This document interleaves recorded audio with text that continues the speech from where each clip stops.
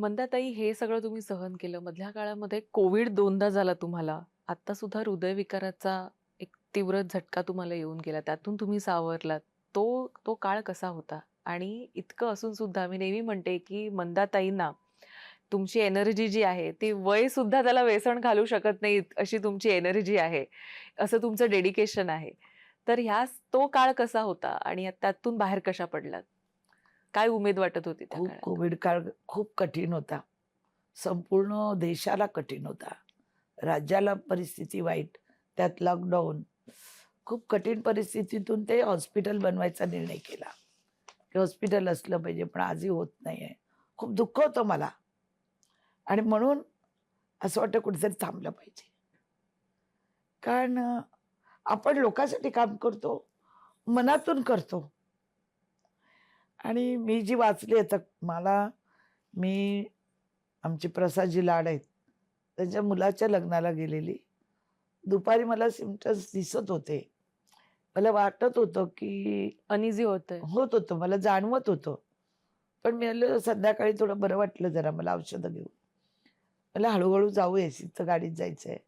तिथे गेल्यावर मला जास्त व्हायला लागलं खूप. तरी मी थांबली, स्टेजपर्यंत गेली. स्टेजवर जे 3 स्टेप चढून गेल्या मला त्यांनी माझं तोंडही पाहिलं आणि मग खाली उतरली पटकन. मुलापर्यंत गेलीच नाही. खुर्चीत बसले. मला तीव्र झटका आला आणि मी खाली पडली. हो. पण माझे बॉडीगार्ड वगैरे आहे ना, मी बोलली होती, त्यांना माहिती होतं मला बरं नाही. ते माझ्या बरोबरच होते पी-ए वगैरे. ते गायकवाड मॅडम आमदार माझ्या बरोबर होत्या. जेव्हा मला झटका आला तेव्हा मला फटाफट गाडीत नेलं. ट्रॉफिक खूप होती गाडी काढायला वगैरे आणि मी गेली. मग मी बोलले, "मला घरीच जायचं नको." मग घरचे सगळे म्हणजे तिथे मी घरी गेली, कपडे बदलले. अपोलोमध्ये ॲडमिट झाली. डॉक्टर म्हणले, "काय बाई आहे तू? इतका वेळ झटकावून कसं काय तू आलं? तिथेच जायला पाहिजे होती." काय माहिती नाही, मी गोवर्धनी माताची माझ्यावर खूप कृपा आहे. मी खूप देवीचं माहेरी करत आली. इथेही करते, गोवर्धनी आहे. आता मी एवढं आजारातून तुळजापूरला जाऊन आली.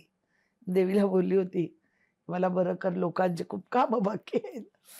कदाचित मला असं वाटतं, की मला देवाने परत पुनर्जन्म दिलेला आहे, की हॉस्पिटलसाठी लोकांना खूप मोफत घरं देण्यासाठी मोठे-मोठे प्रकल्प माझे जे आडलेले आहेत, त्यासाठी मला पुनर्जन्म झालेला आहे आणि वयाचं भान याच्यासाठी नाही, की मी नेहमी आनंदित असते.